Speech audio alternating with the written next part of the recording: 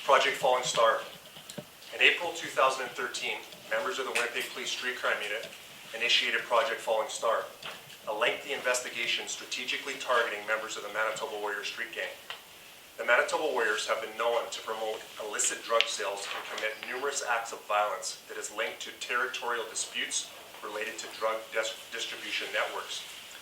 As a result of information gathered, Project Falling Star focused on specific drug cells within the gang. Certain investigative techniques were utilized, which resulted in evidence being gathered to support criminal code charges on 57 Manitoba Warriors and/or associates. 7 CDSA search warrants and 3 firearm warrants were executed throughout the project. On January 16, 2014, members of the Street Crime Unit, Tactical Support Team, and Uniform Operations concluded the project by conducting a search warrant at a location in the 700 block of Main Street. As a result of evidence gathered, the following individuals were charged with the following offences due to their alleged involvement. I believe you all have a copy of the media release, and I'm not going to be reading all the names out today. Warrants of arrest have been issued for the following 2 individuals. Monica Marie Thomas, 34 years, charged with trafficking in scheduled substance, cocaine ×2, and also Connor Todd Setch, 19 years, for trafficking in scheduled substance, namely cocaine. 3 male youths have also been arrested and charged, along with 1 male youth who is still currently outstanding. As you can see, there's a large quantity of items here before you, and drugs seized, including 824 rocks of crack cocaine with a street value of $16,480, several other $1,000 worth of powder cocaine, methamphetamine, and marijuana. $13,500 in cash was seized, and numerous firearms before you, including several loaded, sawed-off pump-action shotguns, a Smith & Wesson .357 Magnum revolver handgun, and a Winchester Model .30-30 rifle.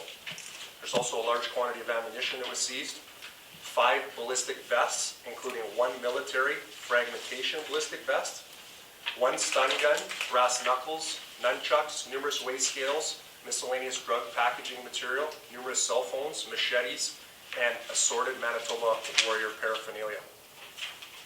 I also would like to take this opportunity at this time to talk about Chief Clunis's vision for creating a culture of safety for the citizens of Winnipeg, and that includes a shift from employing solely traditional enforcement techniques and making specific reference to crime prevention through social development. By definition, crime prevention through social development is a long-term integrated action that deals with the root causes of crime. Its aim is to reduce risk factors, particularly in children and youth, on the road to crime and build protective factors that may mitigate these risks. In the spring of this year, the Winnipeg Police Service Street Crime Unit realigned under the command of the Division 40 Organized Crime Division. As a result, a targeted approach to prevention that centered towards at-risk youth vulnerable to joining gangs was established. Now, this program aligns with crime prevention through social development by identifying risk at youth and younger siblings of active gang members, by ensuring follow-up and intervention with the assistance of our Community Relations Unit and school resource officers.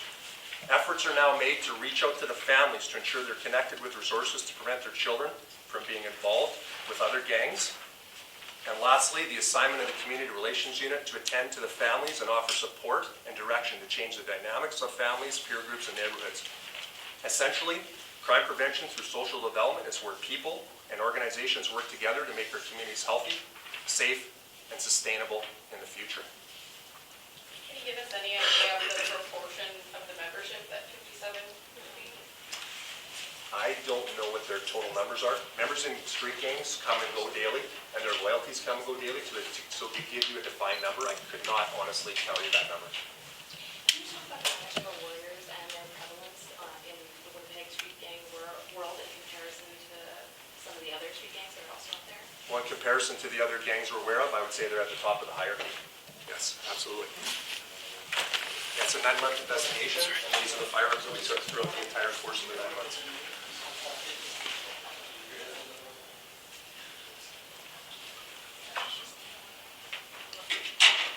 I don't know if everyone's familiar with the numbers on the back of here, the 1323, and what that makes reference to.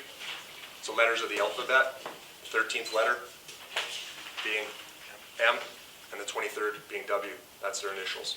That's why they wear that insignia on all their paraphernalia.